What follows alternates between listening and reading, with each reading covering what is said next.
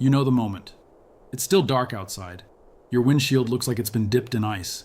Your breath is visible. Your fingers hurt before you even touch the door handle. You get in, turn the key, or press the button, and instead of that clean, confident start, you hear it. That slow, weak, embarrassing winter crank, like your car is begging for mercy.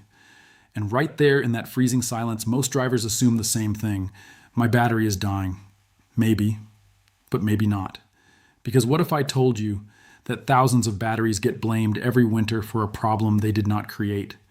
What if the real enemy isn't always the battery itself, but the invisible crust growing on top of it?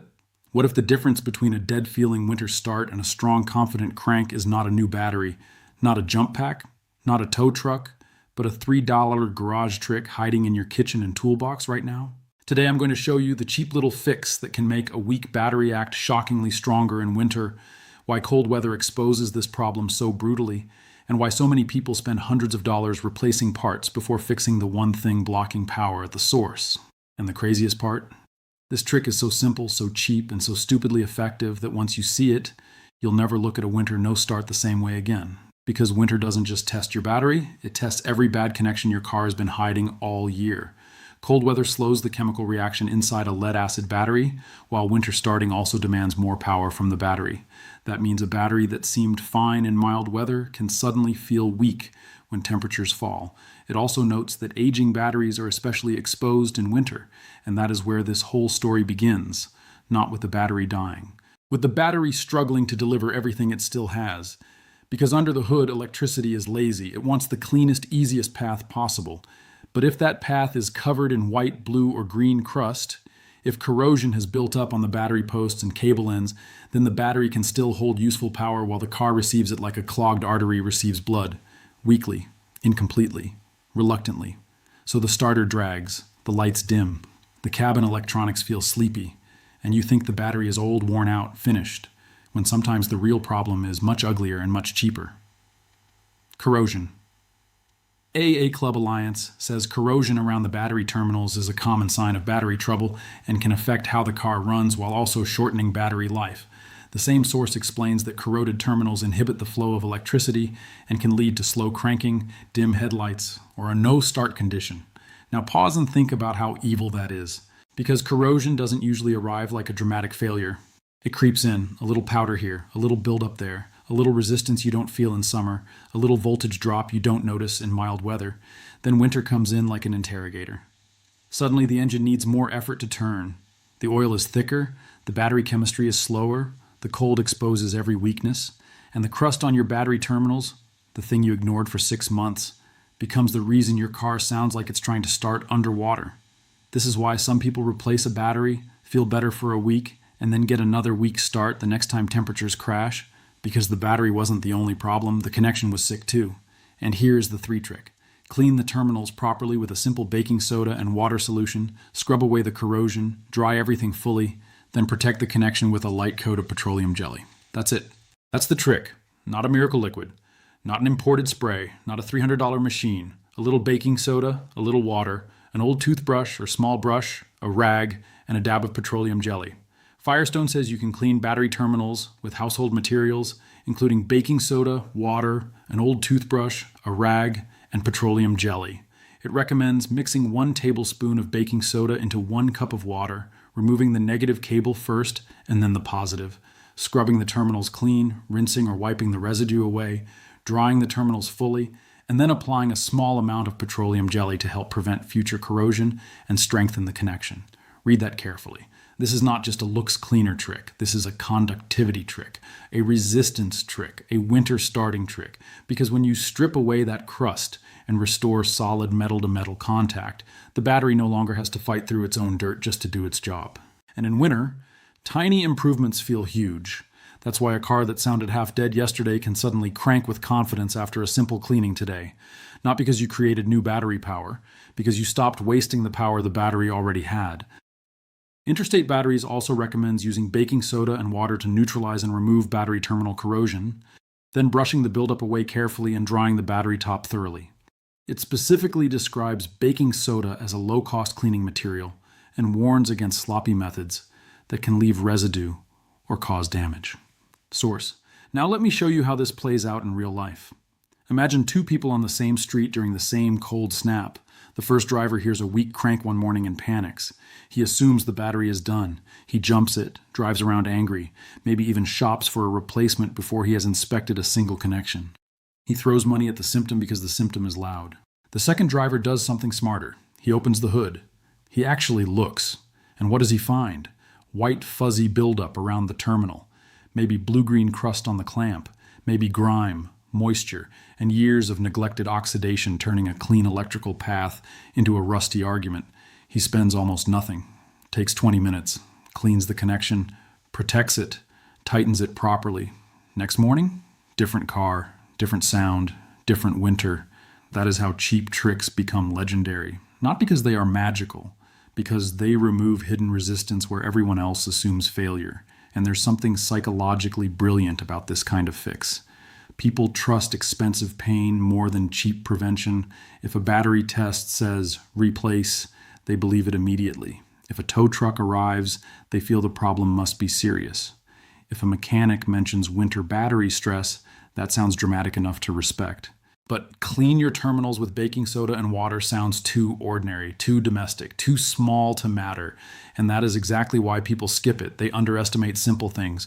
But winter punishes underestimation. So here's what really happens under the hood when this problem gets ignored. The battery already loses performance in the cold. The starter already works harder. The engine already resists turning more than it did in warm weather. Then corrosion steps in and adds electrical resistance at the exact point where clean current flow matters most. That means voltage drop, that means weaker delivery, that means more heat at the bad connection and less useful energy at the starter motor.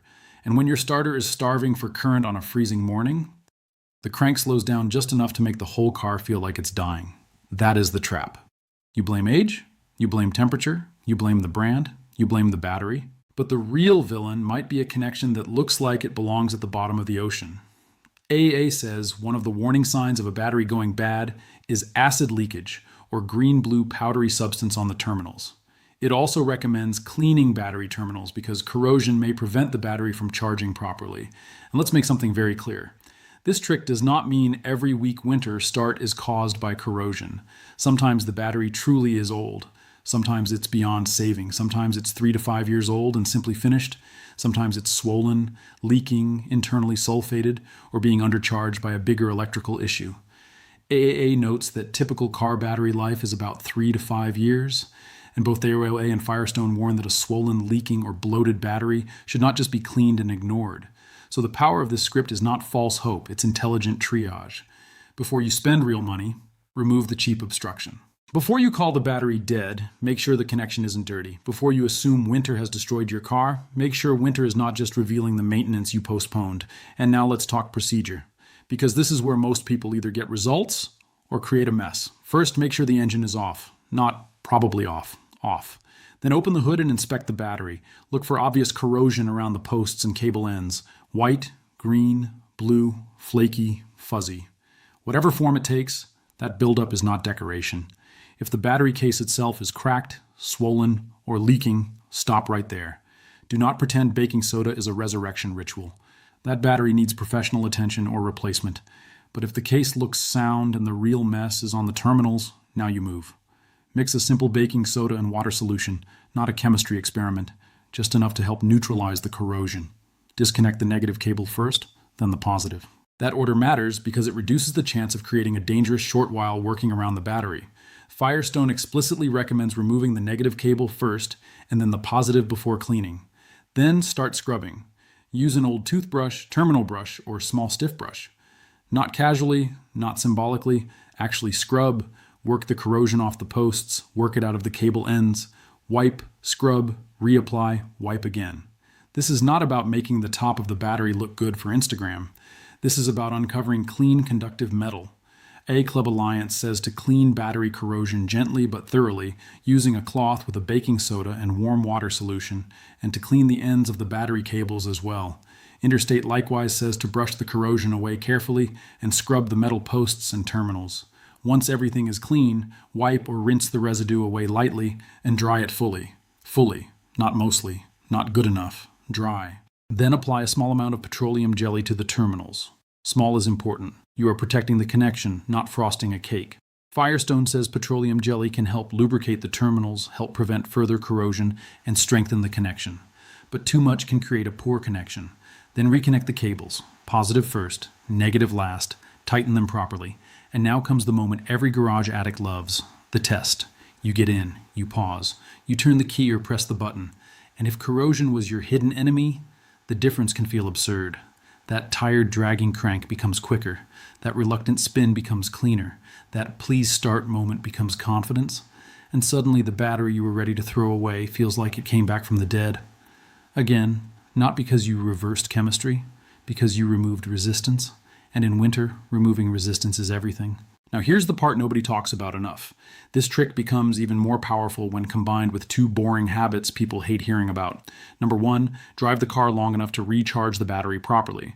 AA recommends driving for at least a 30-minute stretch once a week because repeated short trips can drain the battery without giving the alternator enough time to recharge it. Number two, keep the battery warmer when possible. AAAA also recommends parking in a garage when available and considering a battery warmer or blanket in extreme cold for vehicles parked outdoors. Now imagine the full combination. You cleaned the corrosion, you restored the connection, you protected the terminals, you stopped starving the battery with constant short trips, you parked out of the worst cold when possible. That is not one trick anymore, that is a winter starting system. And systems beat panic every time. Because what kills people financially is not just the battery itself. It's the chain reaction of assumptions. Weak crank becomes panic. Panic becomes jump starts. Jump starts become stress. Stress becomes impulse replacement. Replacement happens before inspection. Money disappears before logic arrives. This is why cheap garage tricks feel rebellious. They interrupt the expensive story. They make you stop and say, wait, before I spend real money, let me eliminate the stupid problem first. That mindset alone can save people a fortune over time. And if you want the most honest single sentence in this entire script, here it is. A winter battery often doesn't need more drama. It needs less resistance. That's the truth. Less corrosion, less neglect, less guesswork, less power loss between the battery and the starter. So if your car has been slow cranking in the cold, if your lights dip when you start it, if the terminals look like a science fair gone wrong, do not ignore that. Because under winter conditions, a dirty connection can make a decent battery feel dead. And fixing that with a kitchen chemistry solution and a little garage discipline is exactly the kind of cheap win most drivers overlook until they're stranded. So no, this trick will not make every weak battery literally new. But for the batteries that still have life left, for the cars suffering from neglected terminals, for the drivers getting betrayed by corrosion at the worst possible time, this little $3 fix can feel like black magic. Not because it changes the weather, because it removes the hidden barrier that winter was exploiting all along.